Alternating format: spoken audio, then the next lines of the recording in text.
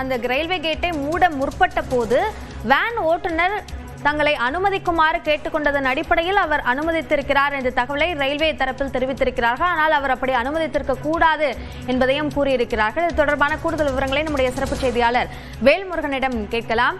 Velmurugan, railway துறை தரப்பில் இது தொடர்பாக என்ன விளக்கம் கொடுக்கப்பட்டிருக்கு? அபிநயா, குறிப்பாக இந்த முதற்கட்ட விசாரணை என்பது தற்போது நடைபெற்று இருக்கிறது. காலையில் ஏற்பட்ட இந்த ரயில் விபத்து அப்படிங்கிறது பெருமளவில் சோகத்தை ஏற்படுத்தியிருக்கக்கூடிய நிலையில குறிப்பாக தெற்கு ரயில்வே சார்பில் முக்கிய அதிகாரிகள் இதுல விசாரணையில் ஈடுபட்டார்கள். அதன் அடிப்படையில காலை சரியாக 7:45 மணி அளவுல இந்த பள்ளி வாகனமானது அந்த ரயில் கேட் க்ளோஸ் பண்ற அந்த தருணத்துல அந்த பகுதிக்கு வந்திருக்கிறது. குறிப்பாக பள்ளி நேரம் ஆகிறதா அவர்கள் கேட் கீப்பரிடம் கூறியதன் அடிப்படையில வேண்டாம் என்று அவர்கள் சொல்லிய பிறகும் கூட அந்த பேருந்துகள் நகர்ந்து சென்றதாகவும் இதன் காரணமாக அந்த வாகனத்தை டிராக் தாண்டி செல்வதற்கு கேட் கீப்பர் அனுமதித்ததாகவும் தகவல்கள் முதற்கட்ட விசாரணையில் தெரிவிக்கப்பட்டிருக்கிறது. அதன் அடிப்படையில் கேட் கீப்பருடைய இந்த தவறுதான் இந்த விபத்திற்கு ஒரு மிக முக்கியமான ஒரு காரணமாக அமைந்திருப்பதாக ரயில்வே அதிகாரிகள் தெரிவிக்கிறார்கள். அதே போல அந்த பகுதிக்கு தற்போது கேட் க்ளோஸ் பண்ணும்போது ஏதாவது சிக்கல் இருந்ததா, ஏன் முன்கூட்டியே சரியான நேரத்தில் அது க்ளோஸ் பண்ணப்படவில்லை, இது போன்ற கூடுதல் அந்த தகவல்களை விசாரிப்பதற்காக அந்த பகுதிக்கு நேரடியாக ரயில்வே துறை அதிகாரிகள் சென்று கொண்டிருக்கிறார்கள்.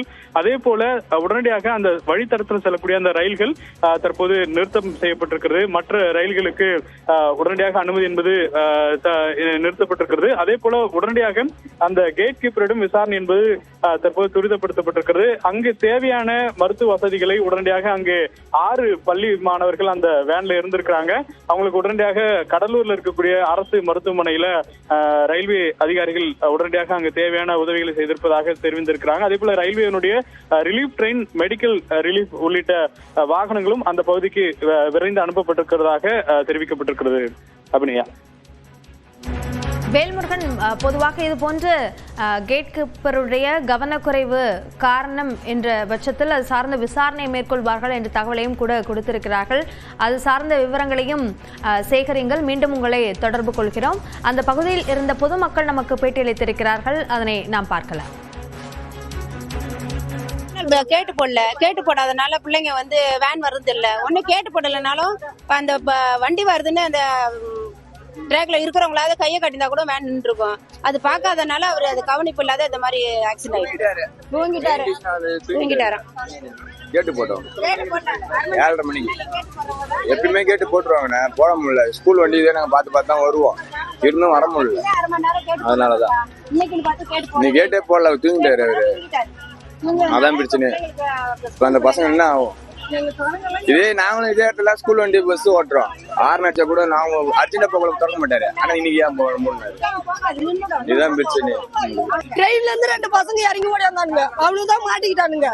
கரண்ட் அடிச்சு நானும் சாக வேண்டிய ஒரே ஒரு வினாடியில நான் தப்பிச்சுன்னு வந்தேன். எங்க சனங்களாம் பவாத நிச்சுவோம்.